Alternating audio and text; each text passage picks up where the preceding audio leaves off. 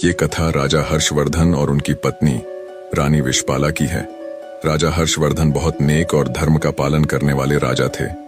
वही रानी विशपाला एक अत्यंत रूपवती और पतिव्रता नारी थी। उनकी जिंदगी बहुत अच्छे से चल रही थी। फिर एक दिन समय ने करवट ली और उन्हें अपनी जिंदगी के बहुत भयानक दौर से गुजरना पड़ा। स्वर्गलोक में एक बार शनि देवता और लक्ष्मी जी की कहासुनी हो गई। शनिदेव के अनुसार वे लक्ष्मी जी से बड़े थे और लक्ष्मी जी के अनुसार वह शनिदेव से बड़ी थी। इस बात को लेकर उन दोनों में काफी देर तक बहस होती रही और वे दोनों कोई फैसला नहीं कर पाए। आखिर उन्होंने सोचा कि मृत्युलोक में सबसे ईमानदार व्यक्ति से यह फैसला कराया जाए। उन दोनों ने सोचा कि मृत्युलोक में प्रयागराज के राजा हर्षवर्धन के पास जाया जाए। जब शनि देवता और लक्ष्मी जी हर्षवर्धन के पास पहुंचे और अपनी बहस का निर्णय मांगा तो उनको उत्तर देने को कोई उपाय न सूझा।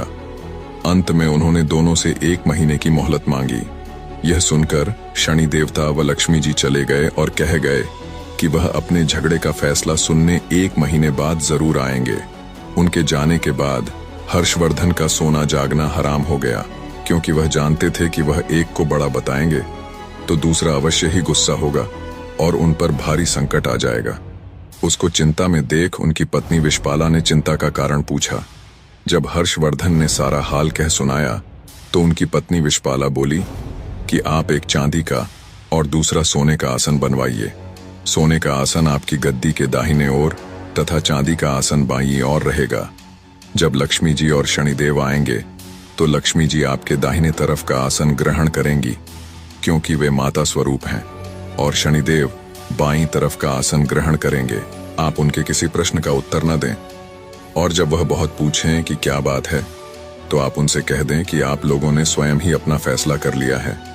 1 महीने बाद जब लक्ष्मी जी और शनिदेव आए तो वैसे ही हुआ जैसे रानी विशपाला ने कहा था।